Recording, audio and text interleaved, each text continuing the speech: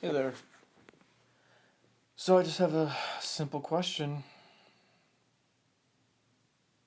for the basically 0 people that follow me on Facebook.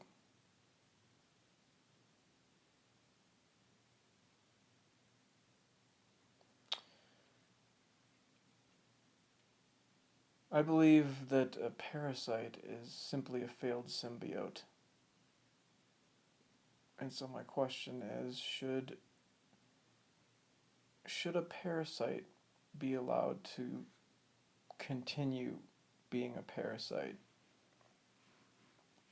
until it can find its niche, its symbiotic niche, I should say? Very simple question. Not a quite easy question to answer because it, of course, brings in a lot of issues. But if we look at the animal kingdom, I think evolution to a great degree is allowed to occur between species because a parasite is given ample time to find its symbiotic niche. Um, and then, of course, some species die out for other reasons that have nothing to do with parasitism. You could apply that to humanity, you could apply that to relationships. I'm of course thinking of it in terms of relationships because that's what's on my mind, but I still think it's an important question for all life and all interaction. And so I'm just curious if there is anybody following, which I doubt. And I'll be able to tell because I can see the number of views. And even when I was doing my drumming with all my friends, I was only getting like 30 views. I have no idea who was watching those because as far as I know, Facebook doesn't tell you. But that's the question. Question of the day for me is, do you cut off a parasite? Do you kill the parasite? Do you disable the parasite? Or do you wait until the parasite has found its symbiotic niche? In other words, I guess in more layman's terms, um, if you feel that somebody is using and abusing you, do you allow that to continue to happen in order to achieve a more end goal of harmony? Or do you just give up and say enough is enough and draw the line somewhere? Is there a place to draw the line, or do you remain infinitely patient? Obviously, nature. I'm not sure. I just don't know how many species die out because they're a failed symbiote or a parasite. I have no data on that. I'd love to know that because that could easily answer my questions in terms of a systems theory. Would apply, I would imagine, exactly to relationships because it's just systems theory. So, yeah. Um,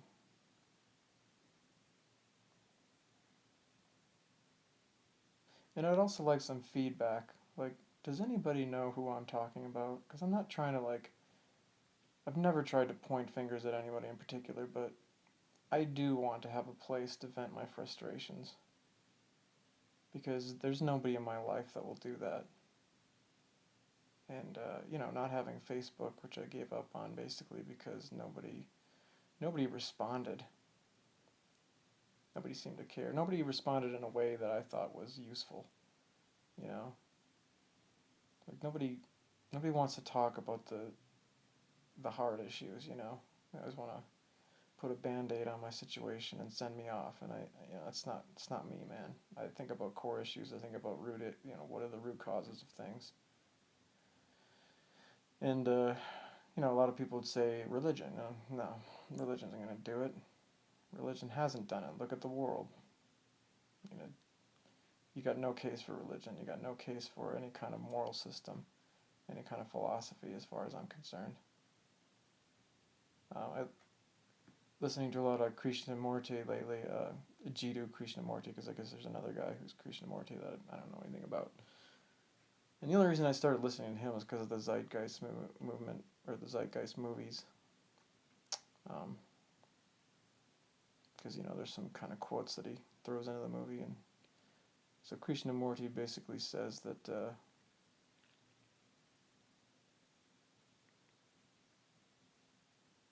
he says a lot of things, but I mean, he has a very difficult to grasp set of vocabulary, but he circumlocutes enough that you eventually get what he's talking about.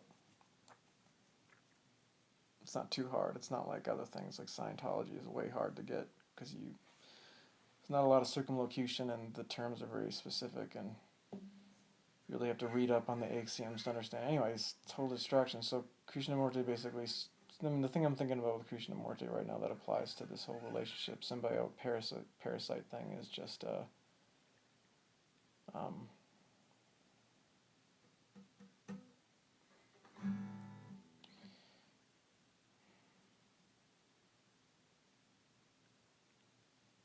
he basically says that all man's actions and thoughts are completely useless in the face of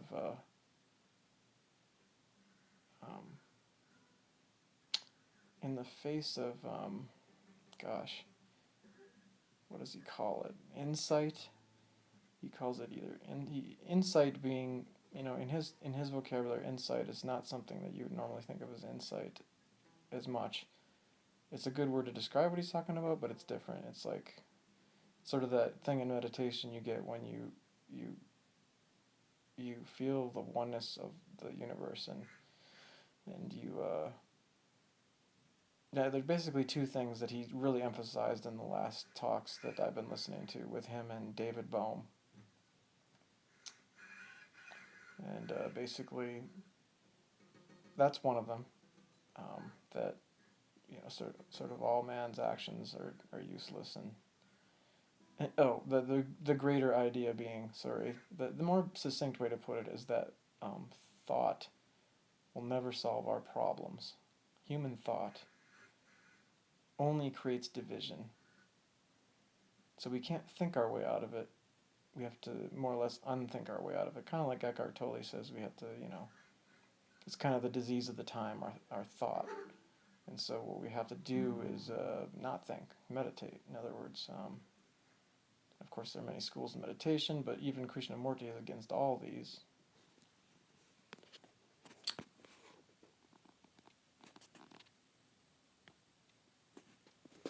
Well, my light has gone off, so I'm going to continue talking. um, so Krishnamurti is against all these schools of thought, or all these schools of meditation at some level, because he lumps it all in with religion and everything else in philosophy, and he basically says that all these, all this fasting and all this immolation and all these things that monks do, meditations, all these things that never solve the problems of the world, and that the only way to solve them is to really just have enough people that are united on this particular front. And I somehow get the impression that he thinks that he and David Bohm were united on this front. But I don't think they made much change. They make this claim that if 6 or 7 people were united enough, they could change the world. But there's never been a situation like that. They could change the world very quickly. But that thing is what to do, and you can't. There's no action. It's non-action that fixes it. In other words, non-thought and emptying your mind, and no other actions will do it. No other progress or technology or thought or innovation or anything can cure the problems of humanity. Only the insight that can be gained. So he claims that insight is gained in certain states of consciousness, and that insight is actually able to change the brain cells, able to change the whole structure of it all, and it does it instantaneously. And one of the things he says also is that he talks about X, who is the one who is enlightened, so to speak, trying to explain to Y what to do to be enlightened. And one of the things he emphasized in his talks is that X will say to Y, there is absolutely no division. And that's supposed to change the brain cells. That's supposed to lead you to the correct path. And there are very, very few other things that can do that. So there is no division. And so I'm relating that to this symbiotic relationship, parasite relationship thing, because I think, let's see if I can remember what I was thinking now. Totally lost the original train of thought there. Relationships.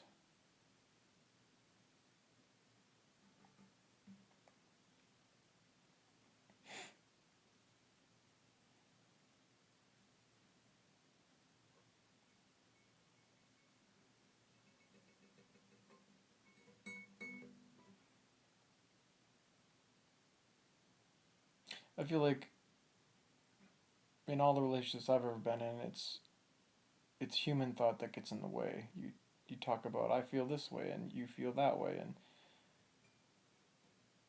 and humans self-justify themselves no matter what with thought, and they the ego makes you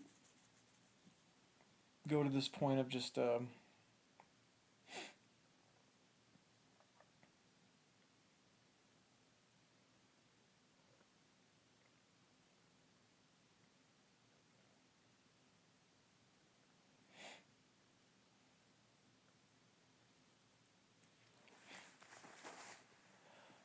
oh, I don't know. I don't know how to say it. Any thought divides. Any thought divides. So in a relationship, you have a thought, you say a thing, you defend yourself. All those thoughts divide. So all the words will divide, and all the religions and all the morals, they will always divide. They will not unite. And the only way to be united, according to him, is to change the brain, to realize that there is no division in anything in reality. That all our thoughts are never going to get us anywhere. And, I believe in that simply because I've argued enough with myself and with other people enough to know that you can argue any side of anything and, have a really good, foolproof argument.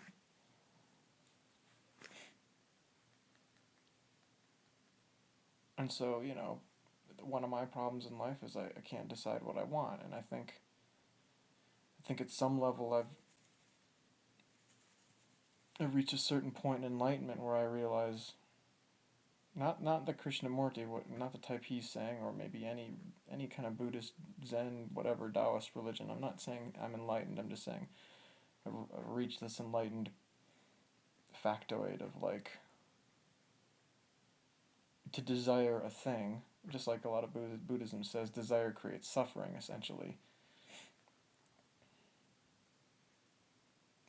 And by the fact that I've at least an intellectual level relieved myself of desire by basically being a minimalist and only surviving and not bothering with the typical pursuits of mankind, wealth and fame and power. At some level, I think I've relieved myself of that. But, I still desire things. Like, I really desire to build a company and to build certain kind of software. And, everything I put on Facebook previously about the whole prime number stuff, I don't know if it's ever going to go away with me. And so maybe if I'm going to ever be get to a higher level of enlightenment, if I can even say that, is to shed myself of even that desire. But to most people, it's frustrating because they know I'm smart and they know I can have potential, and they want me to do something with all this potential. But for me personally,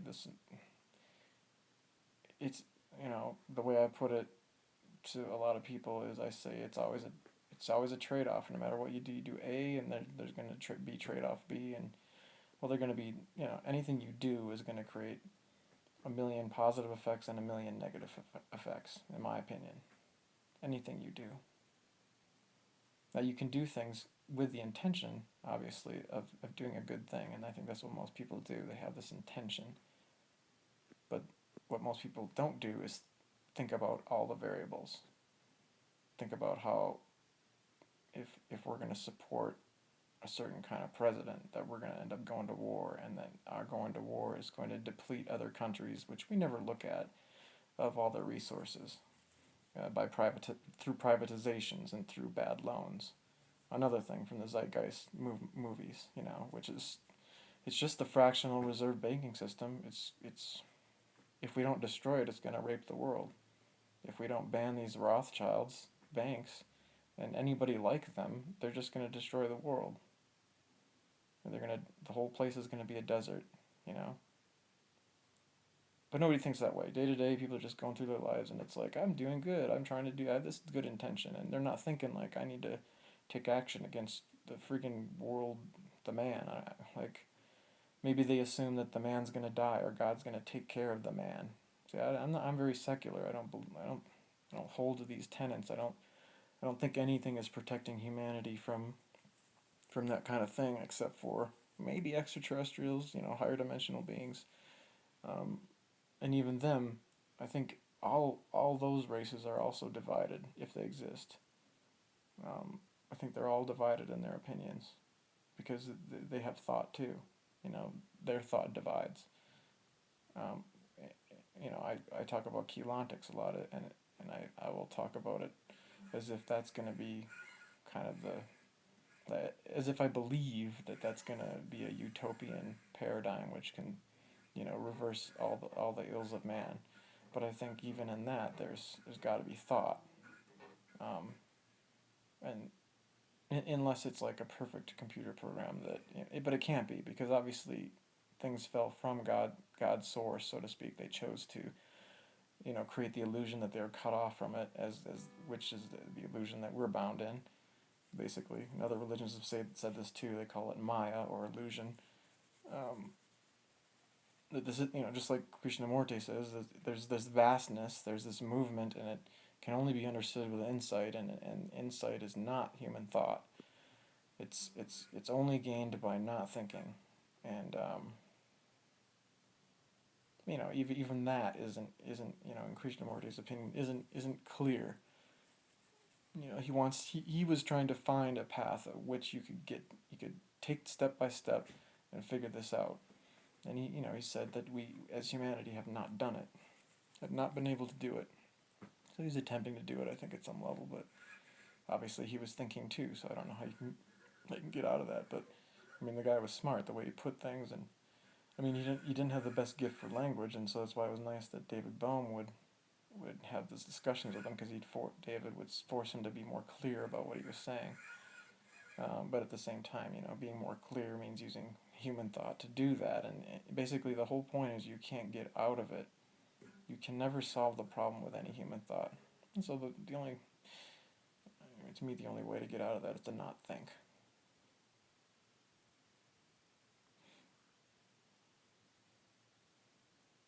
And his claim is that you only evolve or change your brain by realizing, that you again, I'm not clear on the steps at all. The only things that he made clear in the talks that I've been listening to are, there's this movement, it can only be detected by insight. Insight is not gained through human thought.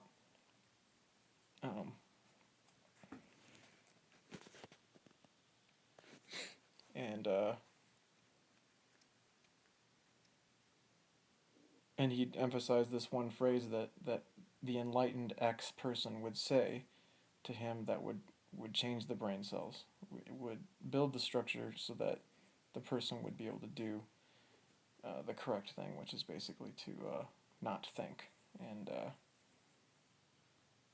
And that phrase is just what I said before, that there is no division.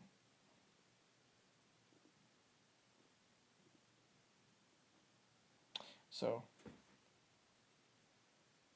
at least in an attempt to apply that idea, I gotta believe that the way any argument progresses, whether you're thinking very rationally with your prefrontal cortex, or whether you're thinking irrationally with your mammalian brain and or your amygdala, fight or flight, it doesn't matter. All that human thought is a waste. And so what you have to do is get out of that and not think. And anytime you get caught up in the thought, no matter how logical, left brain, right brain, ego, super ego, it doesn't matter. You're always faced with this, at least according to Krishnamurti, and I kind of want to buy into it, honestly. You're faced with this idea that you have to stop thinking, and that's the only thing that's going to restructure your thought appropriately. And to me, it's like, well, I don't know. I think human thought has improved a lot of things, but it seems to have mostly caused just disaster to the world.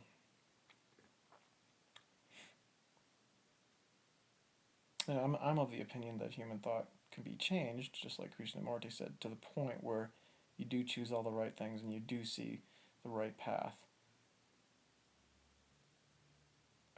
But I don't know. I was thinking of something else and I can't remember. But the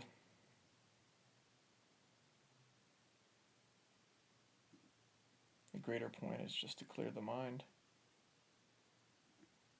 because all thought divides. Oh, I know. I was thinking about permaculture. How that's one of the things that I think it's very clear that is good human thought, and basically I would sum it up this way. Just like there is no division, I think it's very, very related to that idea. There is no division. There is absolutely no division. Permaculture teaches that you look at the connections between things, between species, between a river and a chicken and whatever else that's in the ecosystem. You draw the connections.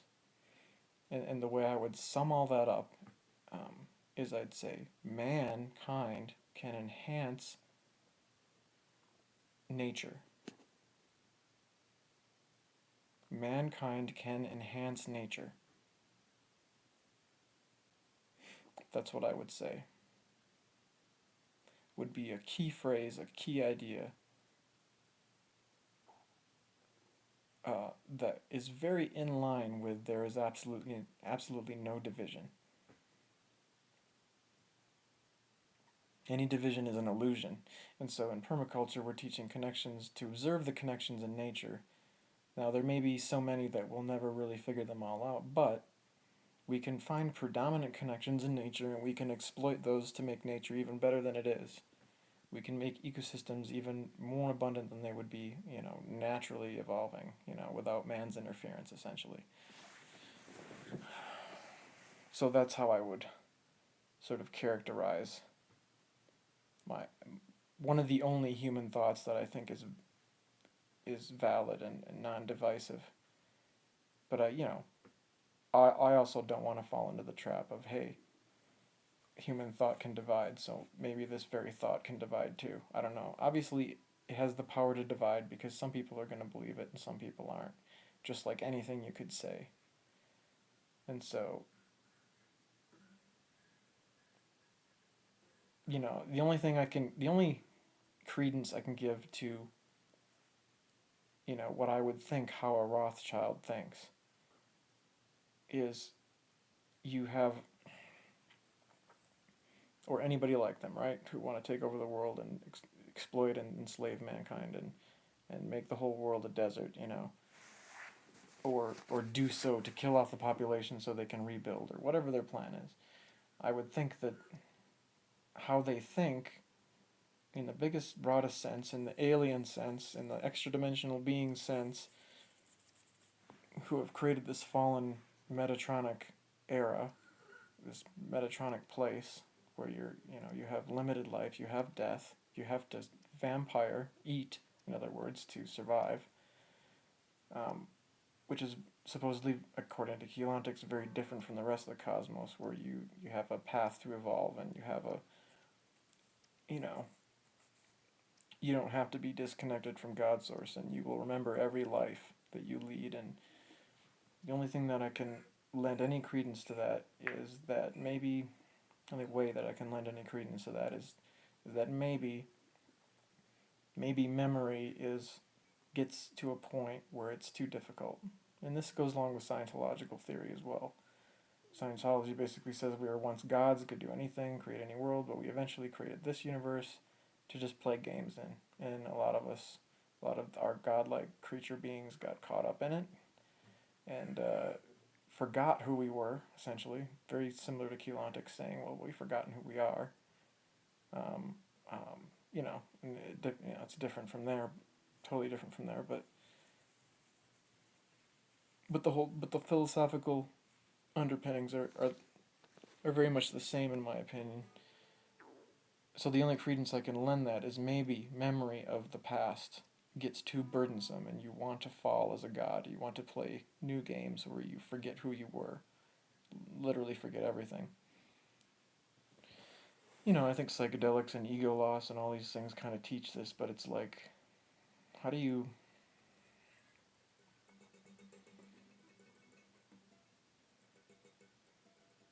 I wish there was a way to figure that out as a human being, but it seems like there's no way to put yourself in that perspective of permanent memory, of infinite time and eternity. I mean, often when I had um, when I've had psychedelic experiences, I would go into this strange mode where I thought I knew everything that was coming, and I would say, "This is when this happens." Oh yeah, and this is the timeline in the fifth dimension where this happens. I remember this one. Like I had lived, not only not even trillions or quadrillions of lifetimes, but just like an infinite number of lifetimes to the point where I could anticipate everything that was happening. I mean, it's kind of ridiculous, and maybe it's got something to do with deja vu or whatever, and the way that your brain experiences certain things on psychedelics. I don't know. I don't care. Philosophically speaking, it's important to me to understand. If I had an infinite memory, would I loathe that eventually? Um, if I was a god, would there be certain circumstances under which I would just want to forget what happened? And some Mormonism gets into this. They talk about a vulnerable God where he has kids that can become gods like us, spirit children, whatever, and then they fall and he's got to bear that without falling himself. Yeah. If that makes any sense, they do certain actions that will make them fall and not be able to go back to him, and same ideas in general. Like, is if I was a god and I had children who fell, would I fall eventually because I couldn't take it anymore, couldn't take the pain, the vulnerability, you know so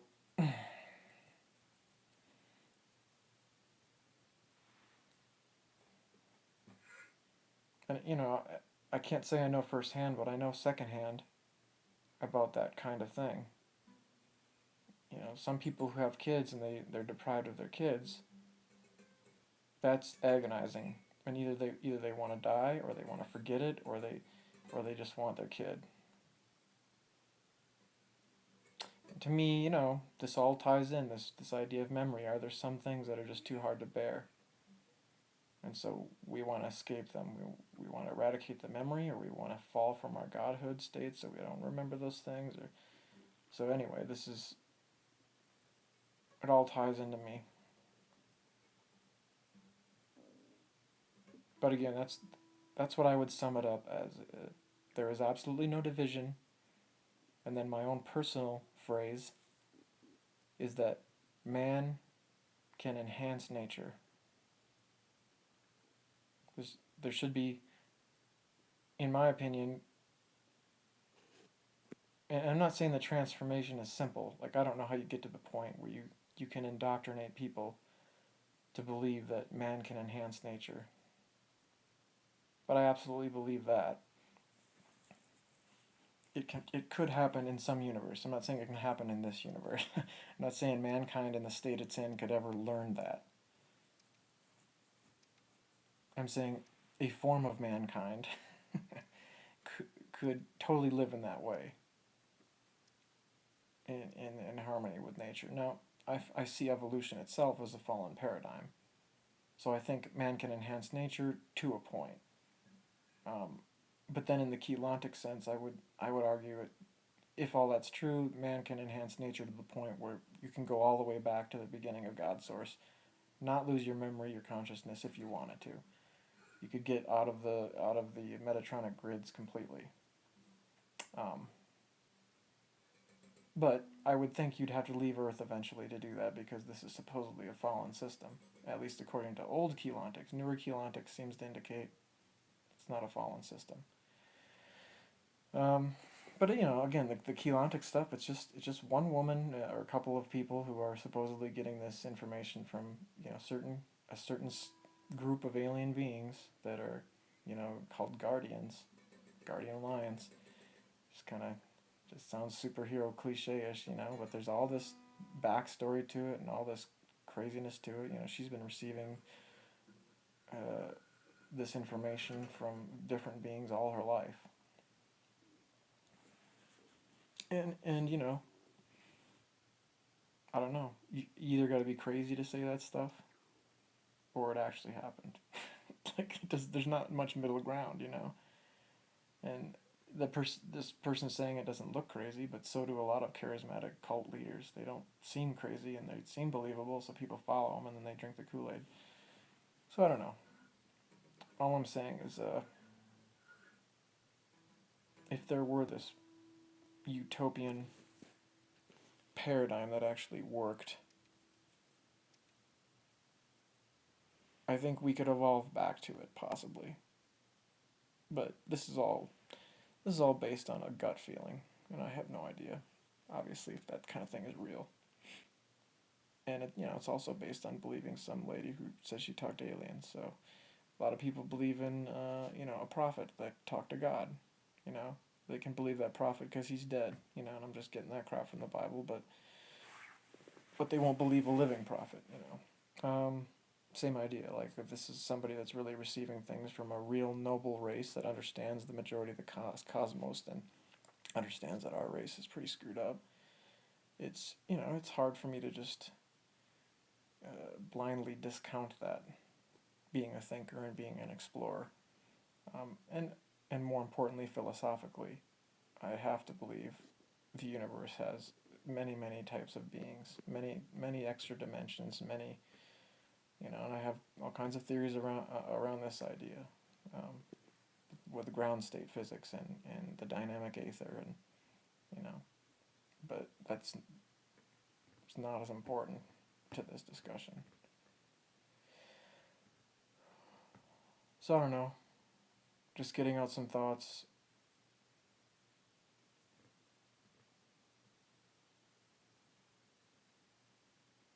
And would love some feedback on some of those things, but I don't know, I pretty much know I'm not going to get it, and that's sad to me, but at the same time I'm thinking at such a level that, you know, it's I mean, it's forgivable, there's nothing to forgive, but it's just I'm not going to I don't care if nobody hears, or says anything. Not in the sense of sour grapes, I don't care, but just in the sense that I already know I'm alone on this journey. I always have been, and nothing has changed that.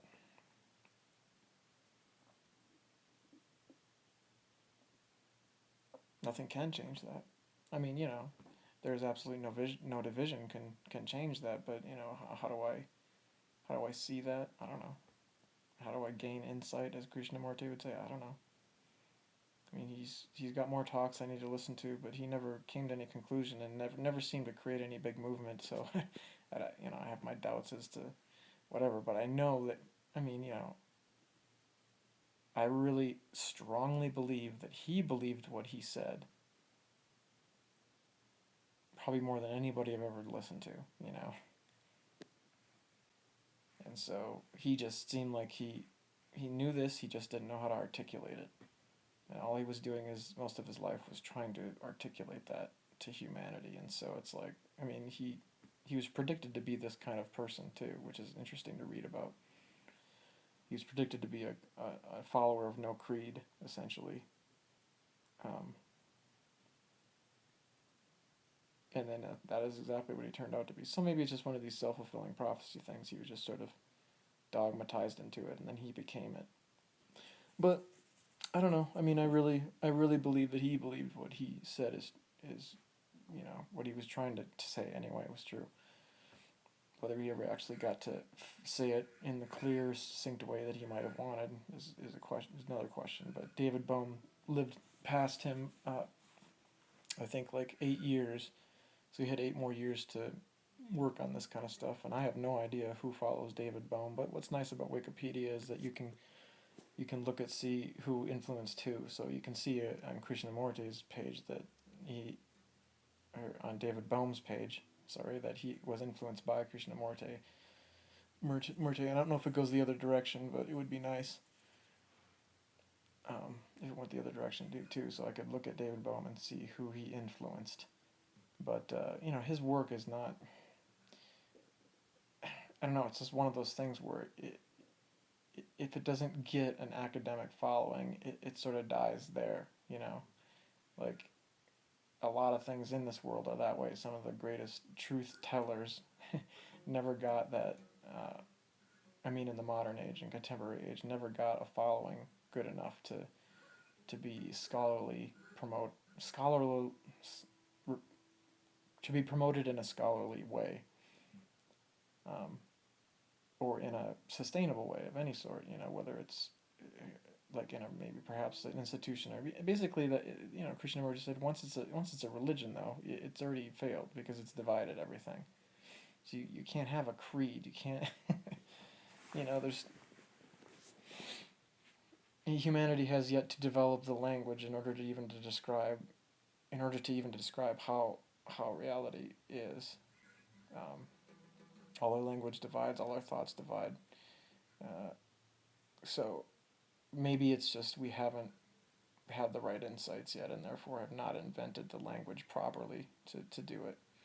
Um, in some ways, I think it's super ego, right brain, left brain versus always in battle, yin yang. I don't. That's all dualistic philosophy, and I think the whole point of that phrase, there is absolutely no division, is that there is no dualism. It's all part of one thing.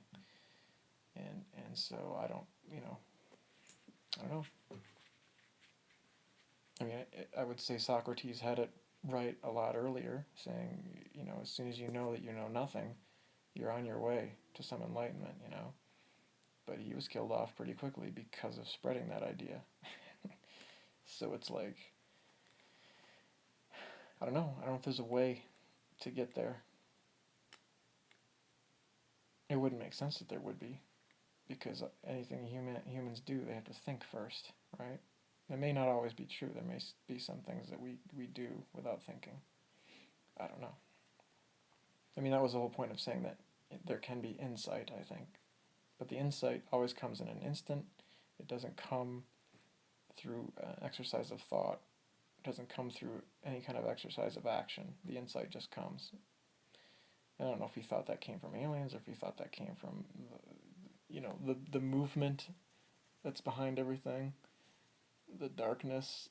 The light that's behind all the darkness, so to speak, as he would talk about. But I don't know where he thinks that spark came from, that insight. But obviously, he thinks it comes from somewhere. I don't think he was ever trying to propose that there was a method to get the insight, besides just purely not thinking and waiting.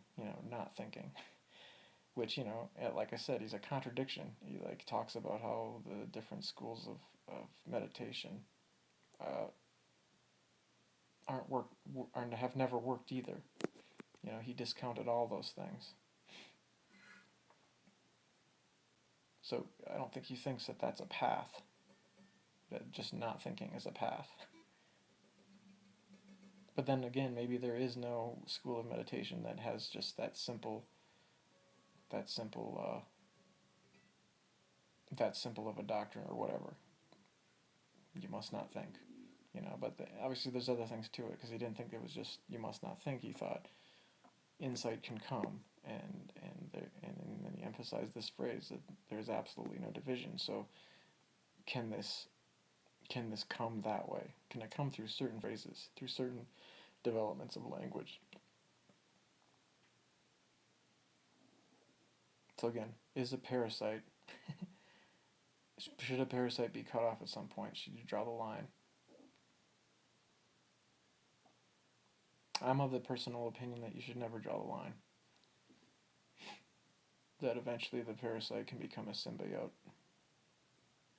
In other words, again, for the layman, that eventually anybody that's using and abusing you can eventually be turned into a harmonious pattern.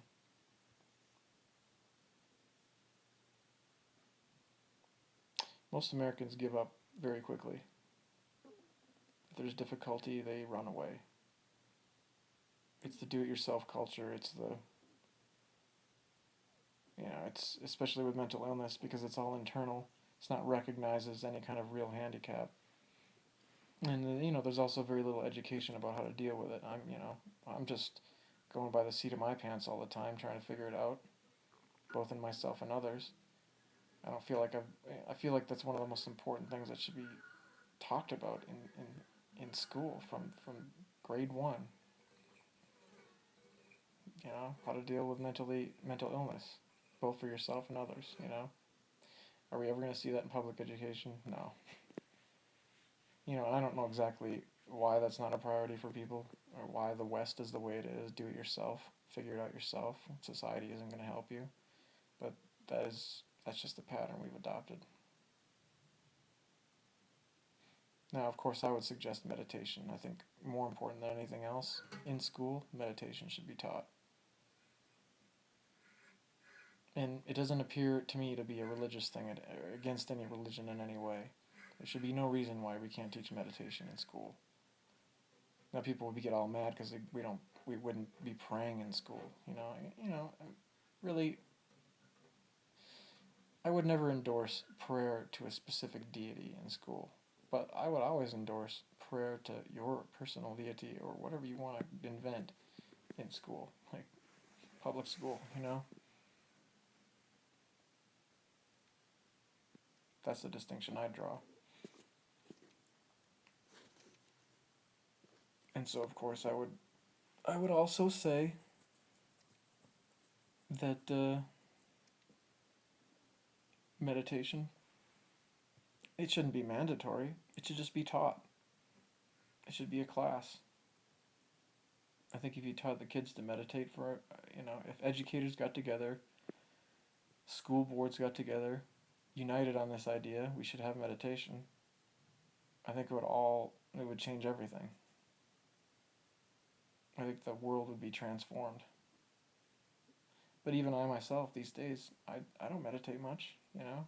I've been doing it more since listening to Krishnamurti, but it's Morty. I don't know how to pronounce his name. But it's like not something that I make regular time to do, and I know it would benefit me. I don't know, get caught up in life.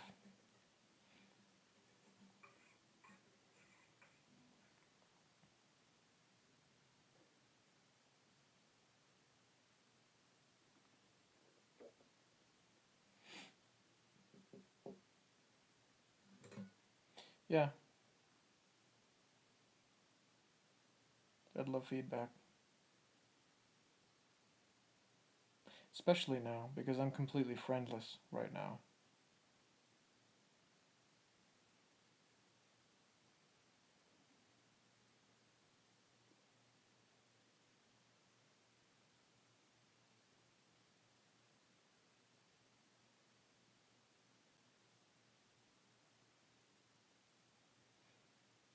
Everybody I go to try to talk about the specific problem, like in person, that I've been having over the course of the last, I don't know, year, 3 years, however you want to characterize it. Whenever I go to somebody about that, they have nothing to offer except for divide, divide, divide. And I don't want that. I don't think that's the right answer. And I don't think that's anything a friend should say.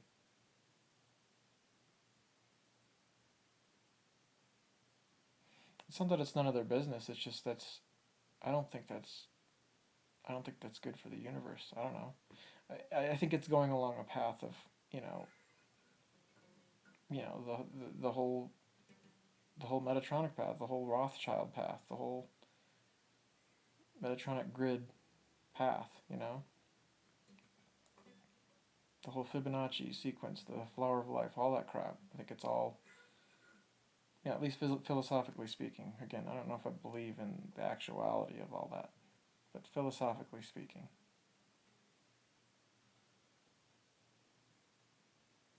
It's not a path I want to take, really. I mean, if it just ends in the extermination of all beings, because that's the whole point of the Metatronic idea, is that it's an unsustainable program. Everything's going to run out, and eventually there'll be one being left with all the power, and they'll be alone and have nothing, and they'll probably commit suicide or something. Who knows? They're certainly not going to take over God's source.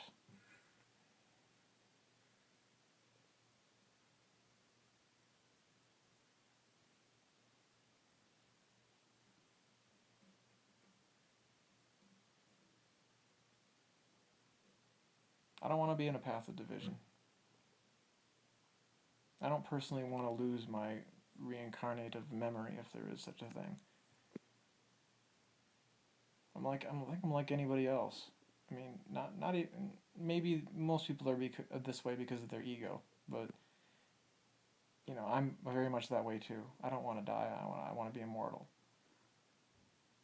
But there's also at least a small part of me which says I want to be immortal beyond the sustaining of the ego. I want to be immortal because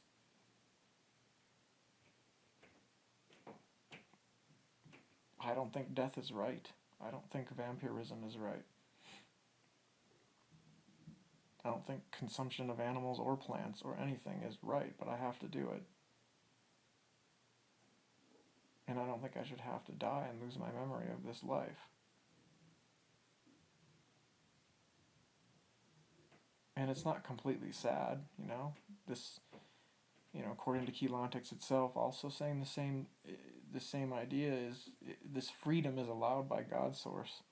It has to be allowed in order for the different consciousnesses, extending from God's source to explore these possibilities. And all it is, again, is an illusion that they're cut off from God's source. You're never cut off from God's source. It's like impossible to turn off, which is a scary idea in a way. But, and maybe that's what motivates that sort of action, is that there's a certain fear or terror that comes with, like, I can never turn this off. I can never disconnect from this. Sort of like, almost like a Big Brother kind of thing, a surveillance kind of way. There's that song by Meshuggah called "The Demon is called Surveillance." Those same ideas. I mean, if my memory isn't cut off, then it could be accessible by other beings. And what about privacy? And what about all these other things? I think Keylontics fails to address that philosophical vantage point. But maybe ultimately the idea of privacy is a joke, is a term invented simply to divide people more. Who knows? Like maybe privacy is totally a non-issue in a Keylontic utopia because there's nothing to hide. I don't know.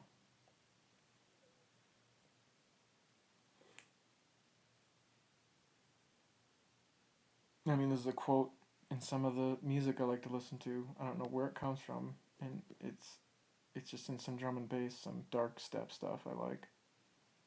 And he just says, "Heaven isn't heaven anymore," and it's like I can buy into that some level. I can sympathize with the Metatronic viewpoint, the Rothschild idea. The utter destruction. Not just for the sake of having radical freedom, but for the sake of being free from God's source, which is a sort of freedom. the thing is, it's really only the freedom to exploit others. I think that's the thing that turns it around, is like, that's why I wouldn't want to be on that path, because if that's what it means, I gotta kill something else in order to live myself. I don't want to go down that path. It's not interesting. It's just it's sort of boring. It's sort of goofy. Like, why would you want to do that? You have immortality. You have all the finest things. You can create worlds. Yeah. Again, maybe it's just the memory of the loss.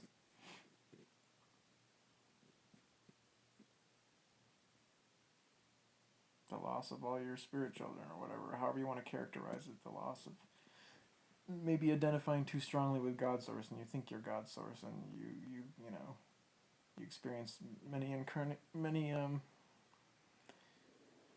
many lifetimes of seeing people think they're disconnected from God source. The whole time God source is seeing this, you're having to witness their delusion. And maybe there's a certain madness there too. There's just you eventually fall as a god, just like the Scientological sense. And again, I don't really care about the space opera details of Scientology. I care about the philosophy that it's putting forth, because all these philosophies are pointing to a possibility of a certain kind of truth. I'm not saying any of these truths can be found out, and I think if any of these truths could be found out, it would have to be through something like, the elimination of human thought, personal elimination of it. And if again that elimination of human thought and thus division changes your brain enough to sustain a certain path toward an evolution where you're basically going back to God source, then fine. But I don't know. Do you cut a parasite off? Does God source cut the parasite off? Does it? I mean, I don't think God source does that. I think because it knows it. If it's got a full limb of the cosmos, that's, one might say you might want to amputate that limb. God source says, no, I'm not going to amputate it. It'll be fine. It'll all recycle back into my God source body, so to speak. And I could see there being no worry for that, right? And so that's sort of where I can partly as well philosophically get off saying, I don't need to cut off a parasite. I can be patient enough until it becomes a symbiote again. But I don't know. That's just my thought.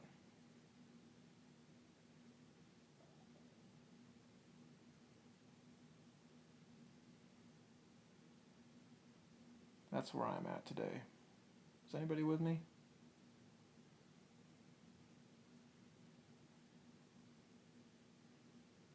I mean, if I had to guess, I'd have to say I'm the deepest thinker that I know.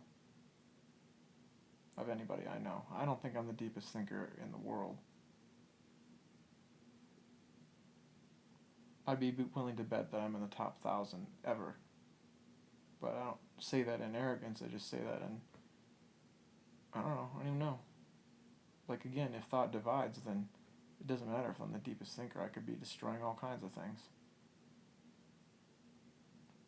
All kinds of potentialities, okay? Not physical objects, just I could be destroying all kinds of futures for myself with my thought. So I don't think there's any lack of humility in me in saying these things. Some would argue that I can easily see somebody arguing against me, saying that the way I say things, everything I'm saying, they might think I'm above. They might think I think I'm above other people, or whatever. And no, I have so many problems and difficulties in life. That I haven't been able to do anything about, solve in any way. I don't think of myself as having any answers, really. I'm pretty lost. But, like, I'm a digger, I'm an explorer, I'm a thinker, and I'm not going to stop doing that, because my brain's structured a certain way. I don't know how to deal with it. Maybe I don't know, maybe I just gotta get out of even this paradigm. Maybe this paradigm, these thoughts that I'm having are dividing so severely, and I can see it in my life. I'm very much a hermit. I've definitely divided myself from many things, physically and emotionally, and uh, but I look, I try to stand on the shoulders of the giants. I try to look at the top thinkers, and I try to sincerely put it together. And I don't think most people try that. They're stuck in one rut of religion, or one rut of belief, or one rut of non-belief, or whatever, or just complete secularism, or libertinism, or whatever it is. And maybe just some people can't be thinkers, or maybe they're not thinkers in the way that I think.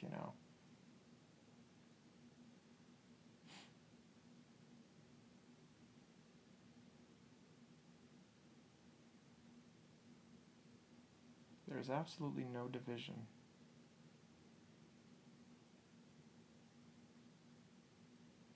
Mankind can enhance nature.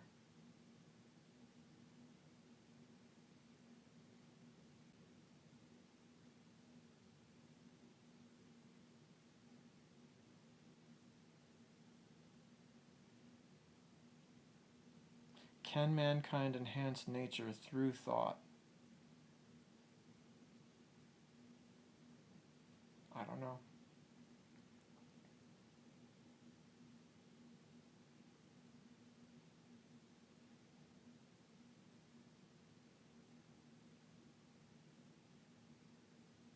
And I mean that on the global scale. I think permaculturally it's easy to demonstrate that man can enhance nature, but culturally, if you can't spread that message, that's my point.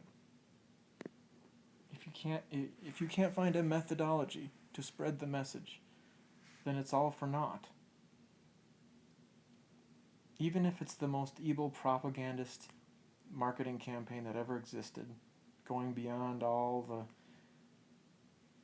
the ridiculousness that you view now with the election and everything else, like the propaganda machine just turning and people buying into it.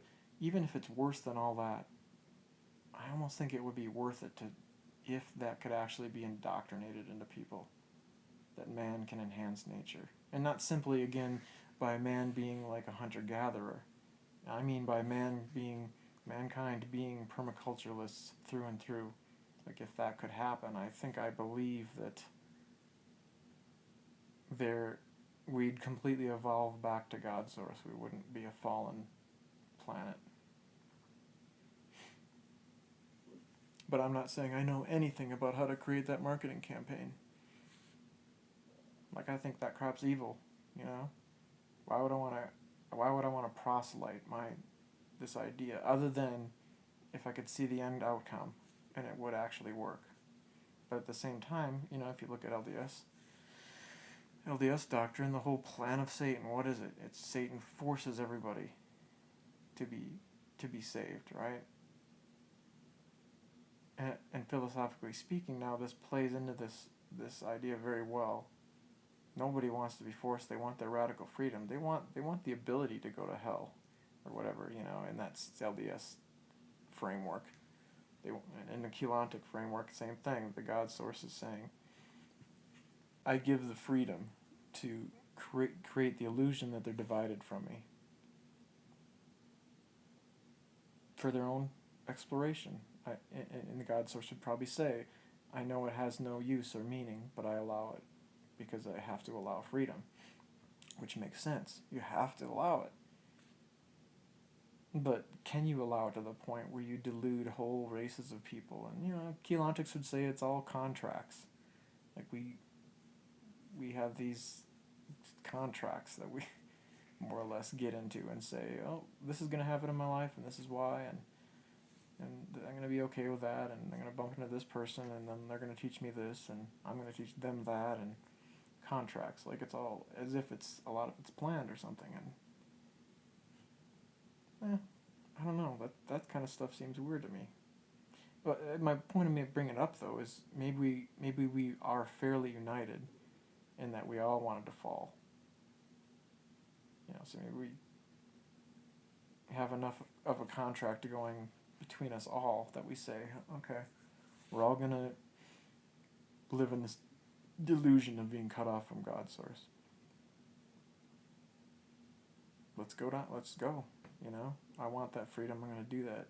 Like sort of like an adrenaline junkie. I want to go full bore, and I want to destroy my consciousness forever and not remember any of this. I'm ready to perish. And I just believe that even if you do that and you succeed, that eventually, I buy into the Keylontic philosophy that you'll be recycled anyway. Now your individual parts will end up in all kinds of other individuals, but there's still going to be this, and that'll create the spark of division in other people, and then that part of the cosmos will fall, and I don't know, it'll all be recycled essentially. There's no choice. You're always connected to God's source. There's no.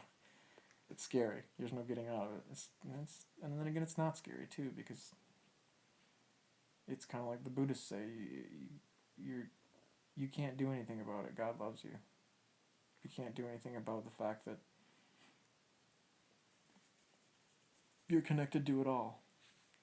You can't do anything about the fact that you're completely safe, you know?